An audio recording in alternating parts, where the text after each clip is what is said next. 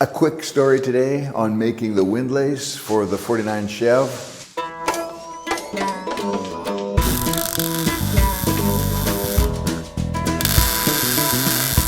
That's the trim that goes around the doors. Anywhere there's a door that closes against the body, you want to put this 1/2-inch cloth covered foam rubber round stuff, right? That makes it look good and no doubt helps with like wind noise and drafts and things like that as well. Just double checking to make sure it's 1/2 inch. Not that I doubt it, but I want to make sure that the old stuff and the new stuff that I bought is the same size. So it doesn't matter what I use, it's all going to come out even. Then you've got to buy this foot, walking foot for your sewing machine. And it is maybe a little bit hard to find, but if you search for 1/2-inch single welt piping foot, that should take you to it. And you're looking at like 15 bucks or whatever, really worth it, because the material folded around the foam core will be guided by that foot.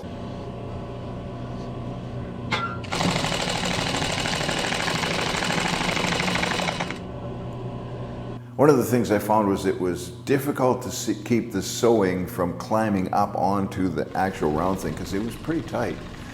But once I relaxed a little bit and just held it with the right angle, it worked really fine. I did enough for my 46 Chev coupe too while I was at it, while I got that foot on. So that's a different color, another color of material. So we need to make probably about 5 feet per door. So if you got a 4-door, you're looking at about 20 feet, and a 2-door, 10 feet. Maybe we'll make it 12 feet. You don't want to run out, right? And then there was inspection time. She comes by every once in a while to make sure I'm doing a good job. These old Chevys, around the doors, anywhere that holds the trim, there's some like cardboard, heavy duty cardboard stuff that was held in there by metal clips and so on, and it had nails, little nails into it, carpet tacks and that kind of stuff to hold the upholstery to the body. I've replaced a lot of that with a stiff rubber that's kind of the same size, which works as well as long as you can drive something into it. I'm just going to use staples and sometimes screws to make sure that they don't fall apart. Can you imagine pounding those little nails in there? Man, I'd have no thumb or forefinger left. I'd be full of bruises. Okay, so on this bottom part, I screwed it in mostly because it could get kicked, right? And you don't want somebody to kick that thing loose. And then up the A-pillar, it's going to go across on the top of the door. Just fiddling a bit at a time, you know, getting the headliner to match in there. And then also trim pieces and so on. I put a little trim piece up the side of the dash, which was just a kind of a circle, a little barrel of cloth that kind of jammed in between the door pillar and the end of the dash, just to kind of seal that up. There's a couple screws you could see in there. Then I made these little covers, little patches to kind of go over top, and they're basically going to hold the headliner down to the windlace and screw them in. I think there's another episode somewhere ahead or behind showing you how I did those, and put them on with those buttons, fancy buttons you make, upholstery buttons, and just a way to trim it off. Now, when all said and done, I don't really like it that much. It just doesn't look that natural over top of the doors, having this, you know, kind of a piece of material stuff there that's a different color than the headliner. But it's a lot of layers of just different odds and ends, and yeah, what a mess. I just screw it on and be done with it. I got places to go, you know.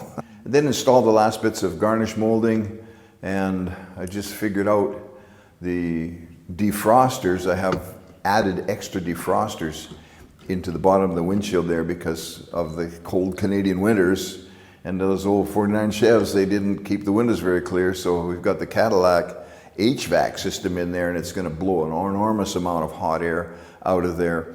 There's a opening where the heat comes out. Well, the opening is behind the garnish molding, so basically what happens is you've got the ducts coming out under the bottom of the windshield, and then the garnish molding goes over top, but it doesn't go in tight, and so there's a gap in there, and that's where the hot air comes out of.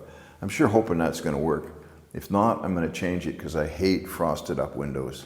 Okay, so there's your windlace, a fun, easy, and necessary job if you want your hot rod to look good. So we are really coming down to the end of this project. This is what, 111th episode that we've done on building this project. Well, there's a few other things thrown in there too, but it's great to be getting near the end because every day makes such a huge difference where, 4 years ago, a day didn't make a dent in it. But now it's looking better every day. I come in the morning, I get a bunch of stuff done, go back at night, and it looks way different. So yeah, a few more days and we're gonna have this thing on the road. And this is the point where you want to take your time and make sure you don't cut corners and make it complete and good, because once you roll it out of the shop, really hard to get back in and do those other jobs that I thought, well, man, maybe I'll just do that later. Probably not gonna happen. Anyway, keep working on it, and one day you'll be driving it.